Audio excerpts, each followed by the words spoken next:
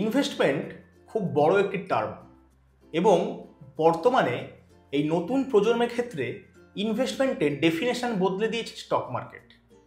আমরা বা আমাদের যারা অভিভাবক আছেন ওনারা মেজরিটি ক্ষেত্রে বলতেন যে ফিক্সড ডিপোজিট বা পোস্ট অফিসে রেকারিং ডিপোজিট এর মধ্যেই কিন্তু পয়সা রাখার কথা।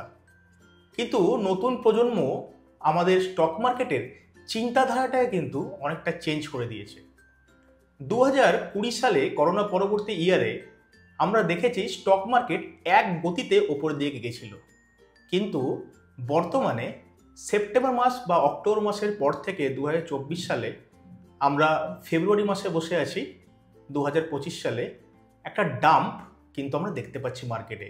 এবং স্টক মার্কেটের রিটার্ন যদি দেখতে পাই সেক্ষেত্রে আমরা দেখব হয়তো সারা বছরের রিটার্ন প্রায় নীলের কাছাকাছি, অর্থাৎ ফিক্সড ডিপোজিট থেকেও কম। আমাদের বাবা ঠাকুরদারা এই কথাগুলো বলতেন, অনেকেই এখন সেই কথাগুলোই বিশ্বাস করতে শুরু করেছেন। তো আমরা আমাদের মধ্যে এমন একজন ব্যক্তিত্বকে পেয়েছি আজকে, যিনি NISM certified mutual fund distributor, এবং আপনাদের ইনভেস্টমেন্টে সমস্ত প্রশ্নের উত্তর নিয়ে কিন্তু আজকে আমরা হাজির হয়েছি মিস্টার দেবাশিস দের সঙ্গে। তো মিস্টার দেবাশিস দে স্যার, আপনাকে আমাদের অনুষ্ঠানে স্বাগত জানাই। নমস্কার, আমি দেবাশিস দে।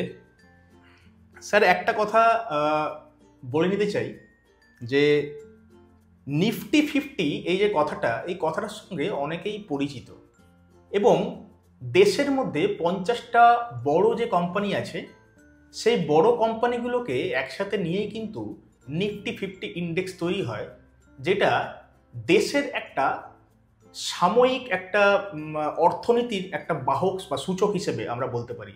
এবং সেই নিফটি 50 কিন্তু ইন্ডেক্স হিসেবে দেশের অর্থনীতিকে রিপ্রেজেন্ট করে। সবার মনে এই মুহূর্তে একটাই প্রশ্ন, 22,000 না 24,000? তো স্যার, সেই পরিপ্রেক্ষিতে বলি আপনাকে যে আপনার কি মতামত, যে 22,000 যাবে না মার্কেট 24,000 যাবে? আপনার কি ব্যক্তিগত মতামত? দেখুন, এটা তো বলা সম্ভব নয় 22,000 না 24,000 যাবে, তবে অনেকটা অলরেডি কারেকশান হয়েছে। আর এটাকে আপনি অনেকটা কারেকশানও বলতে পারবেন না, কারণ আমরা যদি যেটা নিফটি টপ বানিয়েছিল 26,300 সামথিং, সেখান থেকে যদি ধরি মোরললেস 11% 12% ডাউন হয়েছে।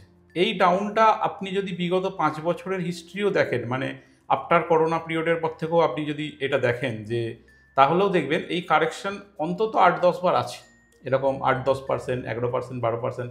ইনফ্যাক্ট রাশিয়া ইউক্রেনের যুদ্ধের সময় মোস্ট প্রবাবলি 18% পড়েছিল আমার যতদূর মনে পড়ছে। তো এটা বিরাট কিছু ফল নয়, 22,000ও আসতে পারে, না আসার কোনো ব্যাপার নেই। ইনফ্যাক্ট আমরা যদি ইলেকশন রেজাল্টের আগের দিন দেখি তাহলেও দেখবেন 21,300-তে একটা ডিপ হয়েছিল, সেটাও একটা ভালো সাপোর্ট লেভেল আছে, সেখানেও আসতে পারে। মানে আপনি তো 22,000 বলছেন, 22,000-এর জায়গায় আমি আরও নামিয়ে দিলাম 21,300। তাহলে 22,000-এর 21,300 আপনি বলছেন স্যার, দেশের নতুন প্রজন্ম বা বলতে পারেন যারা নতুনভাবে ইনভেস্টমেন্ট শুরু করেছে, তাদের কি এখন থেকে ভয় পাওয়ার পালা শুরু হচ্ছে, না এখান থেকে ভয় পাওয়ার পালা শেষ হচ্ছে? আপনার কি মনে হয়? যারা ইনভেস্টমেন্ট করছে তাদের ভয় পাওয়ার কোনো দরকারই নেই, কারণ আপনি কোনো শেয়ারকে যদি 100 টাকায় কিনে থাকেন, সেই শেয়ারটা এখন কিন্তু 60-70 টাকায় পাওয়া যাচ্ছে। তাহলে 100 টাকায় কোনো একটা জিনিসকে আমার অ্যাট্রাকটিভ মনে হলো, 60-70 টাকায় অ্যাট্রাকটিভ মনে হবে না। মানে এখানে শেয়ারের দাম চেঞ্জ হয়েছে, কিন্তু আফটার অল তো কোম্পানির কোনো পরিবর্তন হয়নি। কোম্পানির যে সিএমডি ছিল সেই আছে, যে এমডি ছিল সেই আছে, কোম্পানির সেলসেও বিরাট কিছু চেঞ্জ হয়নি। ইনফ্যাক্ট আমি যদি প্র্যাকটিক্যাল উদাহরণ দিই, ধরুন আমি হিন্দুস্তান ইউনিলিভারের কিছু প্রোডাক্ট ইউজ করি, সোপ, শ্যাম্পু ইউজ করি। আমি মার্কেট আজকে হিন্দুস্তান ইউনিলিভার 28,000 থেকে 2200-তে নেমে এসেছে, তারপরেও আমি কিন্তু ওই প্রোডাক্টই ইউজ করছি।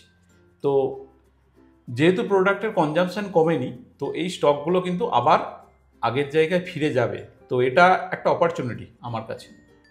তো আপনি বলতে চাইছেন যে ওয়ারেন বাফেট সাহেব আমাদের যেমন বলেছেন যে সবসময় আপনি ভয় পান যখন মার্কেটে সব উত্তেজনা এবং ভালো ভালো খবর আসছে, এবং আপনি তখন ভয় পাবেন না বা কিনবেন যখন অন্য সবাই ভয় পাচ্ছে। এই যে কথাটা আজকের পরিস্থিতিতে দাঁড়িয়ে সমানভাবে প্রযোজ্য? আমাদের একটা কথা আছে, ওল্ড ইজ গোল্ড। এটা সব সময় আমাদের জন্য প্রযোজ্য। ওয়ারেন বাফেট বা আমরা যে সমস্ত ইনভেস্টরদেরকে দেখি, তারা যে সমস্ত কথাগুলো বলে গেছে, তো সেগুলো তো ঠিক। মানে অ্যাকচুয়ালি তারা তো স্টক মার্কেট থেকে হাজার হাজার কোটি টাকায় আর্ন করছে না, তো তাদের কথাগুলো তো ঠিক হবেই, এটাই স্বাভাবিক। ইনফ্যাক্ট আমার মানে এটা আমার ব্যক্তিগত মত, এই ইয়ং জেনারেশনের কথা বলছেন, ইয়ং জেনারেশনের কিন্তু ওদেরকেই ফলো করা উচিত না কোনো ইউটিউবারকে। যে সমস্ত ইউটিউবাররা বলছে 1 মিনিটে টাকা ডবল, 2 মিনিটে টাকা ডবল, 2 মাসে টাকা ডবল, তো তাদেরকে ফলো না করে যারা অলরেডি আপনাদের সামনে মাইলস্টোন তৈরি করেছে তাদেরকেই ফলো করুন। এটা আমার ব্যক্তিগত মত, আমিও এতদিন ধরে ওটাই করে আসছি। অ্যাসেট ম্যানেজমেন্ট কোম্পানির, আমরা মিউচুয়াল ফান্ডে টাকা রাখি, সেই মিউচুয়াল ফান্ডের অ্যাসেট ম্যানেজমেন্ট কোম্পানি হয়। সেই কোম্পানির কিছু ফান্ড ম্যানেজার আছে যাদের বক্তব্য স্যার যে হয়তো আগামীকালে কিছুদিনের মধ্যে নিফটি 30,000 টাচ করতে চলেছে। তো আপনার মতামতে 30,000 কি যেতে পারে? যেখানে আমরা প্রতিদিন বলছি যে 24,000 25,000 এই মুহূর্তে আপনাদের কাছে, আমাদের কাছে, সবার কাছে স্বপ্ন। এটা কি 30,000 টাচ করে যেতে পারে? এই ব্যাপার সম্পর্কে আপনি কীরকমভাবে আলোকপাত করেন?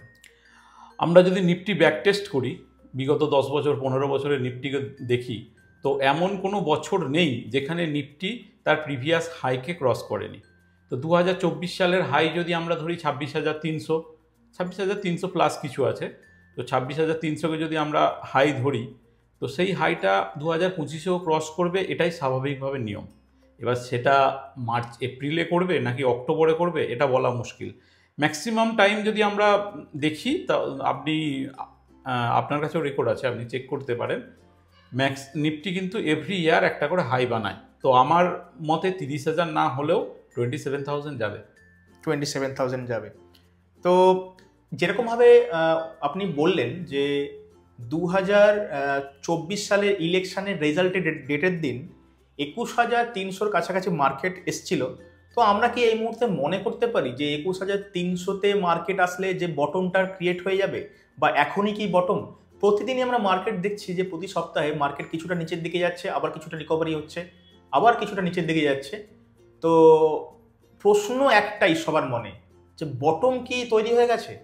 এটা সবার মনের কিন্তু একটা সুপ্ত বাসনা বা ধারণা বলতে পারেন।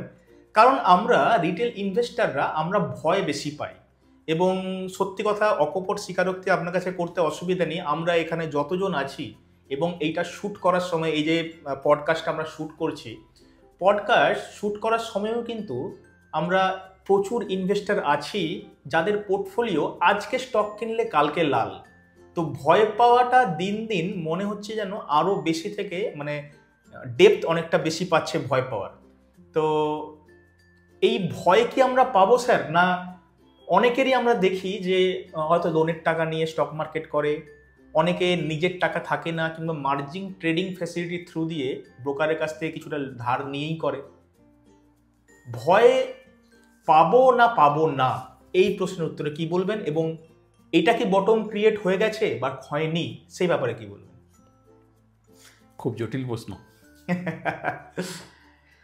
দেখুন, আমি এটা একটা উদাহরণ মাধ্যমে বলতে চাই। ধরুন আমার বাড়ি আরামবাগ, তো আমি আরামবাগ থেকে বর্ধমান আসছি। আরামবাগ থেকে বর্ধমান 42 কিলোমিটার রাস্তা, এবং নর্মালি 1 ঘন্টা 30 মিনিট টাইম লাগে। তো আমি যদি পার্টিকুলার ওই টাইমটা অ্যাডজাস্ট করে বেরোই, আমি হয়তো 10টার সময় বেরোচ্ছি, 11:30-এ আমার ট্রেন আছে।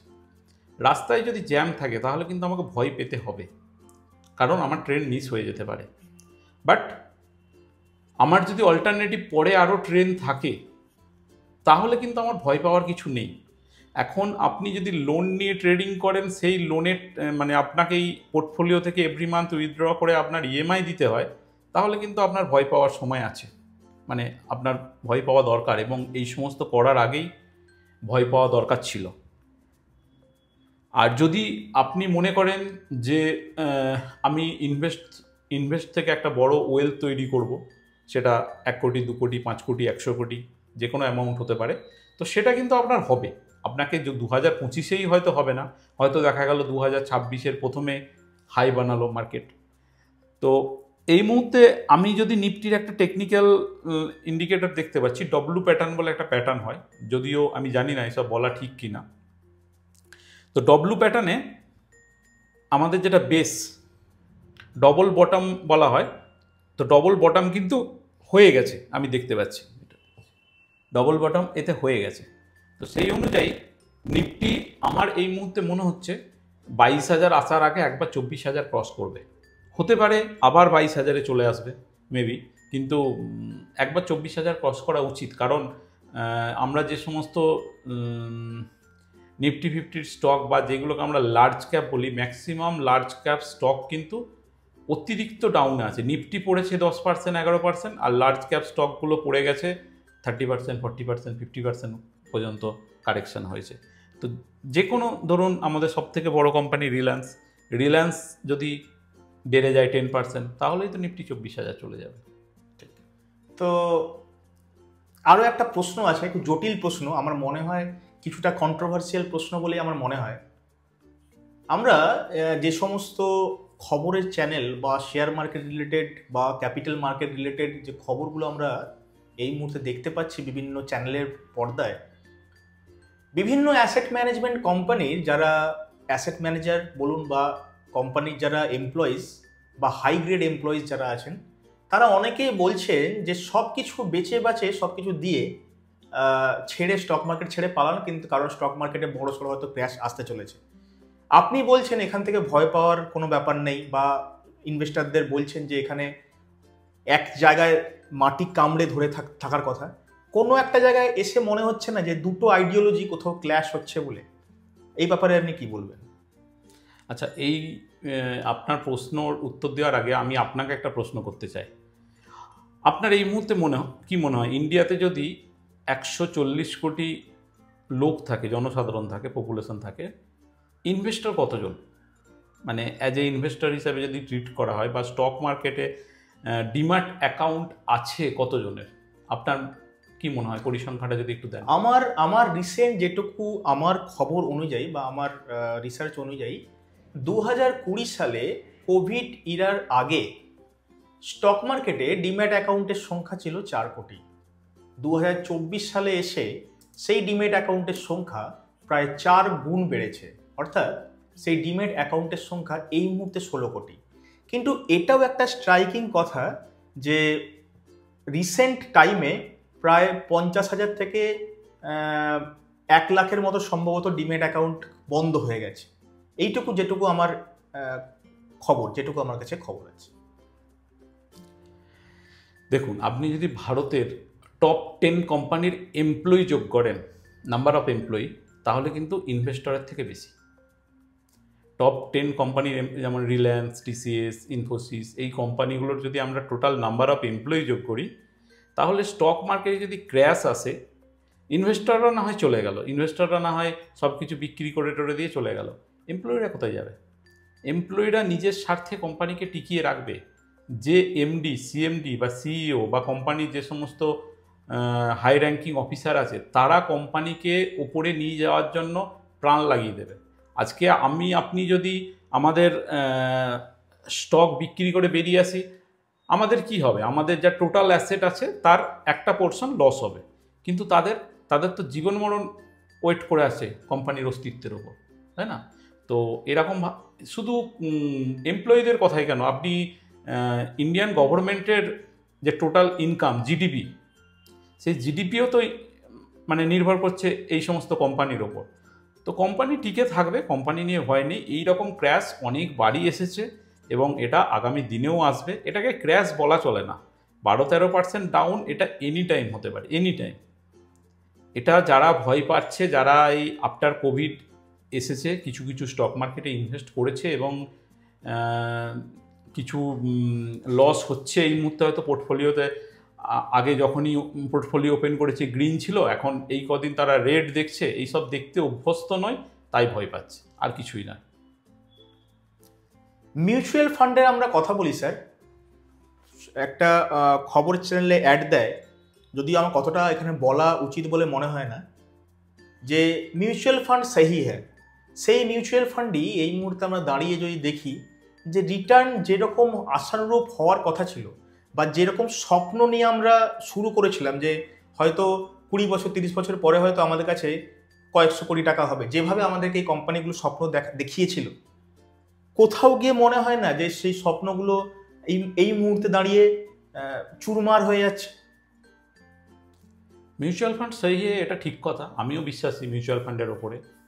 আমি এবং অনেককে অ্যাডভাইস করি মিউচুয়াল ফান্ড করার জন্য, যাদের স্টক মার্কেটে অ্যানালিসিস করার টাইম নেই বা স্টক মার্কেটে ইনভেস্ট করতে পারে না। ডাইরেক্ট স্টক তো অনেক রিস্কি ইন দ্য সেন্স, আপনি পার্টিকুলারলি কোনো একটা কোম্পানিকে চুজ করলেন, সেই কোম্পানি কোনো কারণে ফল করে গেল, তখন তো আপনার টাকা নষ্ট হয়ে যাবে। তো মিউচুয়াল ফান্ডে কী হয়, টাকাগুলো বিভিন্ন কোম্পানিতে লাগানো থাকে এবং অভিজ্ঞ লোকেরা থাকে টাকা লাগানোর জন্য।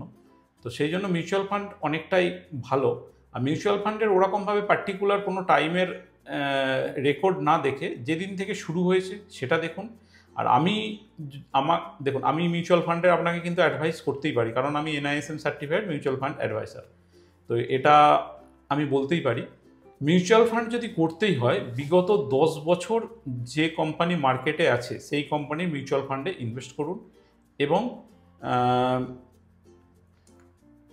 10 বছরের রেকর্ড দেখুন, আর কোম্পানি কবে থেকে শুরু হয়েছিল তখন থেকে রেকর্ড দেখুন। কোনো একটা কোম্পানি ধরুন আফটার কোভিড লঞ্চ হয়েছে এবং ইয়ারলি 40% রিটার্ন দিচ্ছে, সেই সব দেখে না, যে অন্তত 10 বছরের রেকর্ড দেখুন। যারা 10 বছর মার্কেটে আছে তাহলে হয়তো আপনি ঠিকঠাক রিটার্ন দেখতে পারেন। মিউচুয়াল ফান্ডের রিটার্ন যদি অ্যাভারেজ রিটার্ন বলেন 10 থেকে 15%, মাঝামাঝি 12% ধরে নিন, 12% যদি রিটার্ন পেয়ে থাকেন ভালো পাচ্ছেন। ওকে, তো এই মার্কেটে এই প্রায় নিচের দিকে যাওয়া এই মার্কেটে 3টে টার্ম ইনভেস্টরদের কাছে খুব খুব ইম্পর্টেন্ট হয়ে দাঁড়িয়েছে এই মুহূর্তে: বাই করব, হোল্ড করব, না সেল করব। আপনার কল কি? এখন দেখতে হবে আপনি কোথায় ইনভেস্ট করেছেন। আপনি যদি আলু কিনে রাখেন তাহলে তো বেশি দিন আপনি স্টোর করতে পারবেন না, কারণ ওটার একটা লাইফ আছে। নির্দিষ্ট টাইমের মধ্যে না বিক্রি করলে স্টোর মালিক নিজেই আলুগুলোকে নিজে ড্রেনে ফেলে দেবে, আলু পচে যাবে। যারা আমাদের পশ্চিমবঙ্গের লোক সবাই জানে ব্যাপারটা। কিন্তু আপনি যদি গোল্ড কিনে থাকেন, গোল্ডের দাম 90 থেকে 70 হাজারের এসে গেছে, নো প্রবলেম, ওটা আবার 1 লাখে যাবে। তো আপনি কি কিনে রেখেছেন সেটার উপর ডিপেন্ড করছে। আপনার যদি গোল্ড কেনা থাকে আমি অবশ্যই বলবো সেটা ড্রেনে ফেলবেন না, ভালো করে রেখে দিন। আর যদি আলু কিনে থাকেন তাহলে যা দাম পাচ্ছে বিক্রি করে দিন। যদিও এটা কিছুটা ডিপ্লোমেট অ্যান্সার হয়ে গেল, স্টিল আমরা আমাদের ডিসকাশন আরও এগিয়ে নিয়ে যাব। তার আগে ব্যক্তিগত কিছু প্রশ্নে আসি। আপনারা সবাই দেখছেন এই মুহূর্তে এই পডকাস্টটা, তো এই দেবাশিস বাবুর একটু ছোটোবেলা বা বড় হয়ে উঠে আসা, NISM সার্টিফাইড মিউচুয়াল ফান্ড ডিস্ট্রিবিউটার্সে উঠে আসা, এই জার্নিটাকে আপনি কীভাবে দেখেন? এবং এই ছোটোবেলা থেকে স্কুলিং, কলেজ, এই ডেভেলপমেন্ট বা এই ইভলভমেন্ট কিভাবে হয়? একদম গ্রাস লেভেল থেকে উঠে আসা। যারা প্রত্যেকেই ট্রেডিং করে তাদের প্রত্যেকেরই একটা স্ট্রাগলের গল্প থাকে, এবং আমারও আছে সেরকম। আমার বাবা আরামবাগ চিকেন বলে একটা কোম্পানিতে সার্ভিস করতেন। আরামবাগ চিকেন হয়তো এই মুহূর্তে নেই, কিন্তু তখনকার দিনে একটা ভালো কোম্পানি ছিল। আমার বাবা ওয়েল্ডার পোস্টে ছিল, ঝালাইয়ের কাজ করতো। আমার বাবার এজ এখন 60, এখনও সেই কাজই করে। ওই কোম্পানিতে নেই, অন্য সংস্থার সঙ্গে যুক্ত আছে, ওই কাজই করে।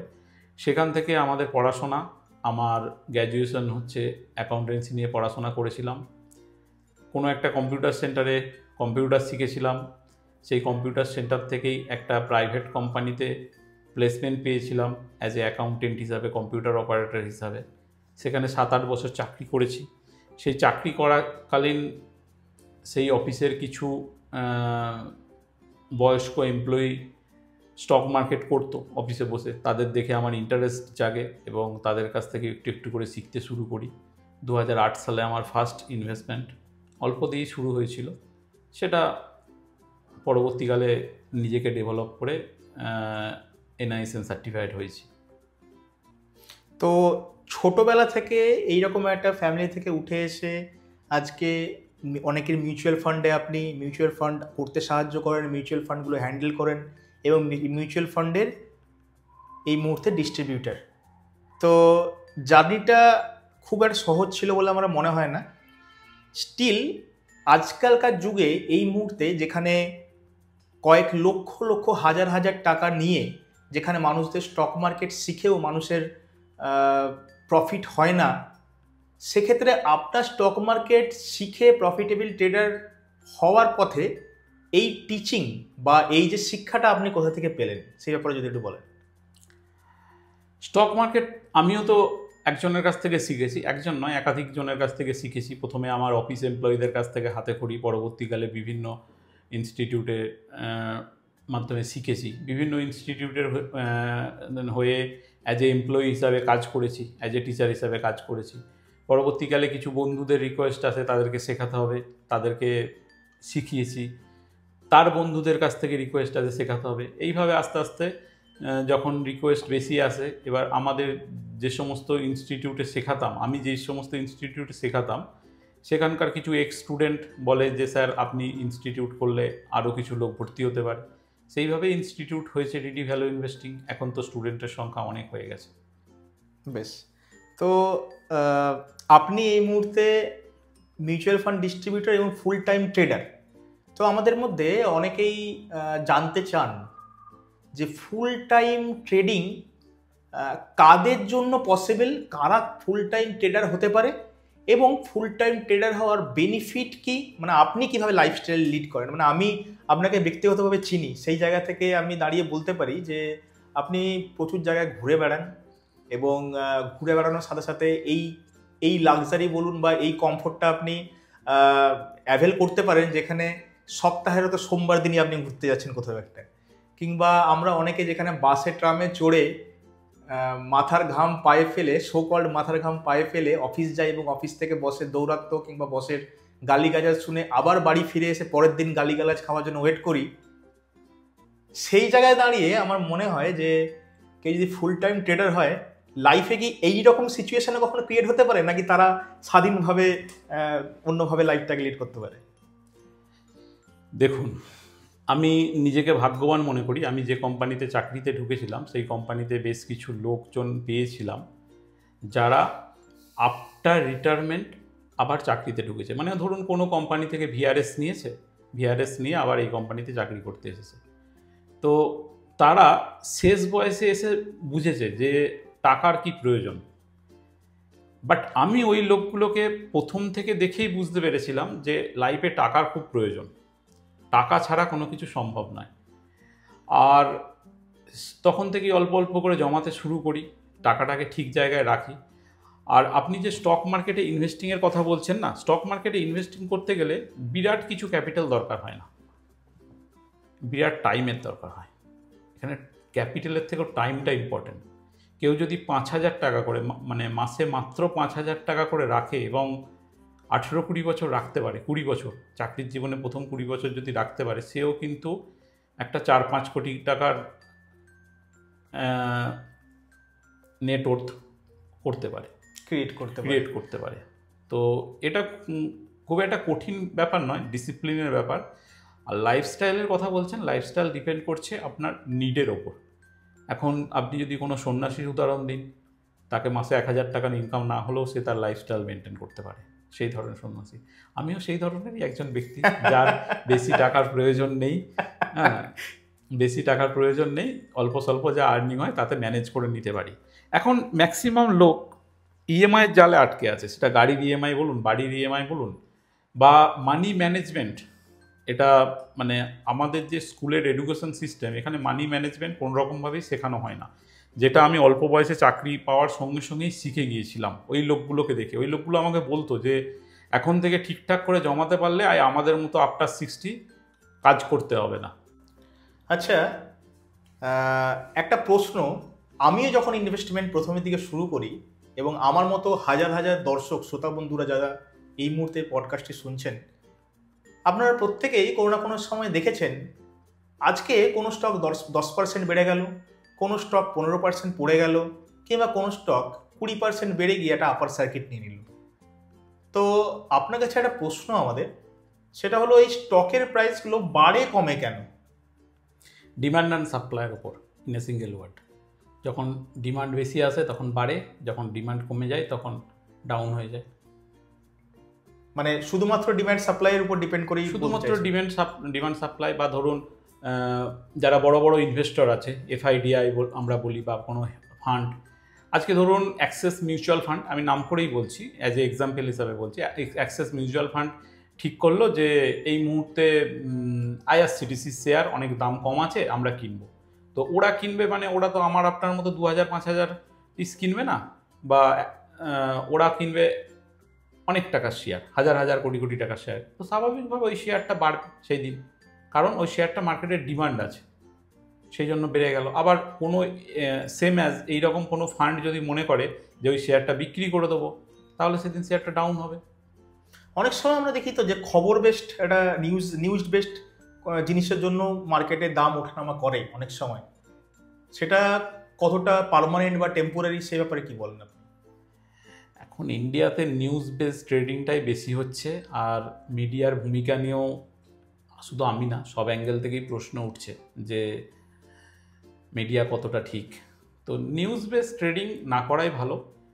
আজকে আমি বলবো, দেখুন, প্রথমে ট্রেডিং যদি আপনাকে করতেই হয় বা ইনভেস্টমেন্ট করতেই হয়, হয় শিখে করতে হবে, না হলে একজন অ্যাডভাইসারের কাছে অ্যাডভাইস নিয়ে করতে হবে। এবার যার কাছে অ্যাডভাইস আপনি নিচ্ছেন তার একটু ব্যাকগ্রাউন্ডটা চেক করে নিন, সে কি মুখে বলছে আমি অ্যাডভাইসার, নাকি তার কোনো ট্র্যাক রেকর্ড আছে, দেখে নিন। তো হয় নিজে শিখে করুন, আদারওয়াইজ অ্যাডভাইসারের মাধ্যমেই করুন, ঠিক আছে? এবং যে অ্যাডভাইসার করবেন, মানে সেটা যদি ম্যাক্সিমাম অ্যাডভাইসার ইনসেন্টিভের মাধ্যমেই কাজ করে, আপনার প্রফিট হলে প্রফিট থেকে পার্সেন্টেজ নেয়, তো স্বাভাবিকভাবে সে চাইবে আপনার ম্যাক্সিমাম প্রফিট হোক।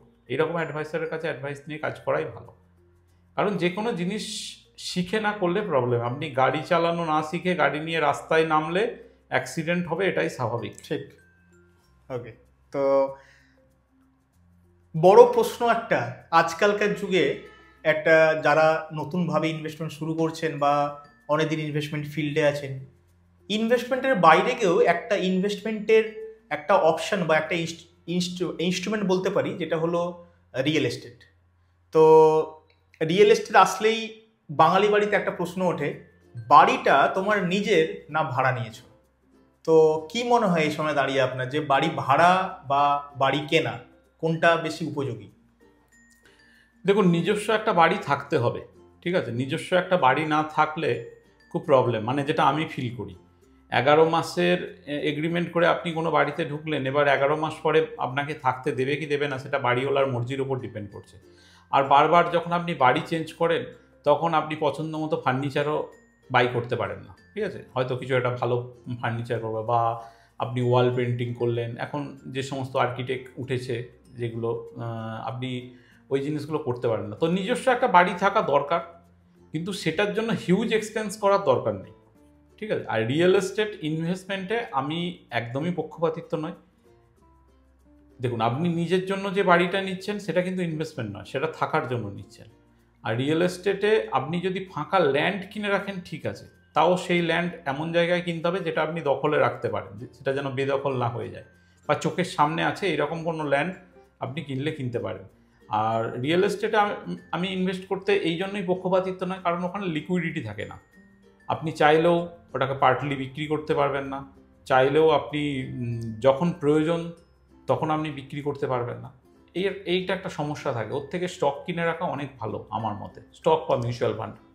আপনি একটা কথা বললেন, যে কথাটা হলো যে ইনভেস্টমেন্ট করুন বা বাড়ি কিনুন, কিন্তু সেটা কম দামে। আমার একটা সহজ সরল প্রশ্ন, আজকালকার যুগে আপনি কলকাতার মতো জায়গায় বা মোটামুটি টায়ার 3 বা টায়ার 2 সিটিতে যদি আপনি যান, এই মুহূর্তে নেই করে একটা বাড়ির দাম প্রায় ধরুন 50-60 লাখ টাকার থেকে কোনো অংশে কম নয়। এবং সেই অবস্থায় অনেক মেজরিটি মধ্যবিত্ত বাড়ির মানুষজনদের কাছে এটা একটা খুব বড় রেসপন্সিবিলিটি বা চ্যালেঞ্জ হয়ে উঠে আসে, এবং অনেকেই ব্যাংক থেকে লোন নিয়ে এই বাড়ি কেনা বা বাড়ির এই জিনিসগুলো করে থাকেন। তো একটা ইএমআইয়ের, যেটা আপনি কথাটা বলছিলেন, যে ইএমআইয়ের চাপে আমরা কিন্তু মোটামুটি সবার মাথায় এই মুহূর্তে নিচের দিকে নত হয়ে যাচ্ছে। তো ইএমআইয়ের চাপটা তখন তো সেখানেও তো ইএমআই একটা চাপ থাকে, তো সেই ইএমআইয়ের চাপ কোনো অংশে মনে হয় না যে আমি বাড়ির রেন্ট নিলে বোধহয় সেটা ভালো হতো? দেখুন, এখন যদি এটা ডিপেন্ড করছে আপনার ইনকামের ওপর। আপনি 50 লাখের ফ্ল্যাট 2 বিএইচকে, আমাদের এখন যদি রেকর্ড দেখতে হয় তাহলে দেখবেন 1 বিএইচকেও বিক্রি হচ্ছে না এরকম তো ব্যাপার নাই। তো আপনার যেরকম সামর্থ্য সেই অনুযায়ী নিতে হবে। তো হাউস বিল্ডিং লোন নেওয়া যায়, কিন্তু সেটা ম্যাক্সিমাম যতটা কম নিতে পারবেন ততটাই ভালো। ওয়েট করে যান 2-3 বছরে কিছুটা টাকা ইনভেস্ট করে জমিয়ে নিন, তারপরে কিনবেন। তো আমরা এই প্রতিবেদনের প্রায় শেষের অংশে এসে পৌঁছেছি। তো দুটো প্রশ্ন জিজ্ঞেস করব। প্রথম প্রশ্নটা হলো, 5টা এমন পয়েন্ট আপনি বলুন নতুন ইনভেস্টরদের জন্য, যেটা 2025 সালে তাদের কাছে টিপস হিসেবে কাজে হবে। ওকে, নাম্বার 1 হচ্ছে ফ্যামিলির জন্য হেলথ ইন্স্যুরেন্স থাকতে হবে। শুধু নিজের জন্য না, ফ্যামিলির জন্য হেলথ ইন্স্যুরেন্স থাকতে হবে। কারণ একটা হেলথ ইন্স্যুরেন্স মানে একটা হসপিটালের বিল আপনাকে কিন্তু অনেকটা পিছিয়ে নিয়ে চলে যাবে। নাম্বার 2 হচ্ছে ইন্স্যুরেন্স থাকতে হবে। ইন্স্যুরেন্স মানে এই টার্ম ইউলিপ, এইগুলো টার্ম ইউলিপ নয়, মানে টার্ম ইন্স্যুরেন্স মানে পার্টিকুলারলি ইন্স্যুরেন্সই চাই, সেটা ইনভেস্টমেন্ট নয়। নাম্বার 3 হচ্ছে এমার্জেন্সি ক্যাপিটাল থাকতে হবে। যদি আপনি গভর্নমেন্ট এমপ্লয়ি না হন, গভর্নমেন্ট এমপ্লয়ি হলেও এমার্জেন্সি ফান্ড রাখা দরকার। অন্তত 6 মাসের এমার্জেন্সি ফান্ড রাখতে হবে। কারণ কবে চাকরি আছে কবে নেই এটা স্বয়ং ভগবানও জানে না। এই তো কিছুদিন আগে ইনফোসিস বেশ কিছু লোককে বার করে দিল, টিসিএসও শুনছি করবে। যাই হোক, ওটা এই ব্যাপারগুলো না বলাই ভালো।